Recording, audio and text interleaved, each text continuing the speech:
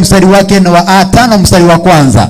Anasema Kefa ndiye mzee wa kusanyiko. Sasa huyu mzee wa kusanyiko akajibu akasema, akasema ndio, wewe ndiye Masihi. Yeye Kefa akasema ya kwamba Yeshua, wewe ndiwe Masihi, mwana wa Elohimu. Kwa hivyo wewe Kefa, wewe ni Masihi, anasema mwana wa Elohimu aliye hai. Kwa hivyo tulipata kusikia kwamba uzima wa milele ni kumjua Elohimu wa pekee na wa kweli, na Yeshua Masihi ambaye aliyetumwa na nani?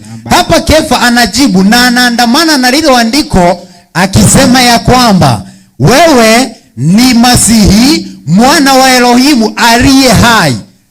Maliza andiko nasema namna gani?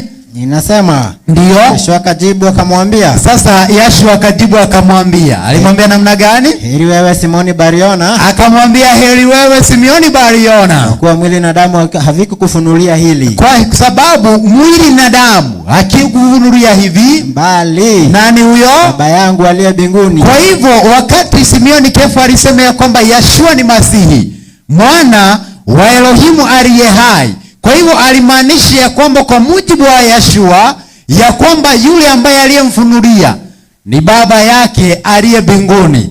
Sasa hapo ndipo unapata ya kwamba kuna mtihani mkubwa. Ni kwa sababu wakati unapoamini ya kwamba Yeshua ni mwana wa Elohimu na kukiri kwa kinywa chako ya kwamba unapata una uzima wa milele. Wacha tusikie Yohana naye alisema habari gani kumuhusu Yeshua, maana Kefa mwenyewe anatoa habari. Anasema ya kwamba Yeshua ni mwana wa Elohimu, na tena mwana wa Elohimu aliye hai, na tena ni Masihi. Kienda kule Israeli, miongoni mwa Wayahudi wamefanywa migumu mioyo yao sana. Ni kwa sababu wao wanamsubiria Masihi azaliwe, wakati sisi tunamsubiria Masihi arejee ili ya kwamba atuokoe mara ya pili, ama arejee mara ya pili ili ya kwamba tupate kumiliki pamoja naye. Ili hali wengine unasikia kwamba wanasema ya kwamba Elohim hana mwana, ni kwa sababu hana mke. Ni kwa sababu hana mke, hana mwana. 1:37 kitabu cha Luka.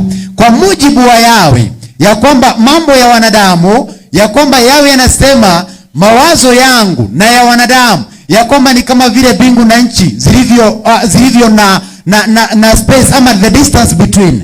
Anasema hizi zimeandikwa ili mpate kuamini ya kwamba. Kwa hivyo hizi ambazo tulizo nazo, ingawaje hazikuandikwa zote, maisha ya Yeshua, maisha ya mitume, habari za jinsi ambavyo wana wa Israeli wakitoka katika nchi ya Misri, ya kwamba walizozipitia zingeandikwa zote, ya kwamba hata hatungeweza kubeba hicho kitabu kulingana na Yohana anavyosema. Lakini maandiko yanasema ya kwamba lakini hizi ambazo tunazozisoma ya kwamba zimeandikwa ili tupate kufanya nini? Mpate kuamini ya kwamba, ili ya kwamba tupate kuamini ya kwamba Yeshua ndiye Masihi. Kwa ya kwamba Yeshua ndiye Masihi, mwana wa Elohimu. Kwa hivyo Yeshua ndiye Masihi. Yeshua Messiah, Yeshua Mashiach, ya kwamba is the ben of Elohim. Na kwa kuamini na kwa kuamini huwe na nini? Huwe na uzima. Kwa hivyo tunapata ya kwamba kupata ile na kuamini Yeshua ni Masihi ambaye anatuokoa. Neno Masihi au kulingana na Kiebrania Hamashiach ya kwamba ni mti wa mafuta, yule ambaye aliyechaguliwa na Baba awe ni mwokozi wa ulimwengu. Na kwa kuamini ya kwamba Yeshua ni Masihi, unamalizia mwana wa Elohim, ya kwamba maandiko yanasema na kwa kuamini hivyo ya kwamba muwe na uzima wa milele. Tunamuuliza Baba sasa, Yeshua kwako ni nani?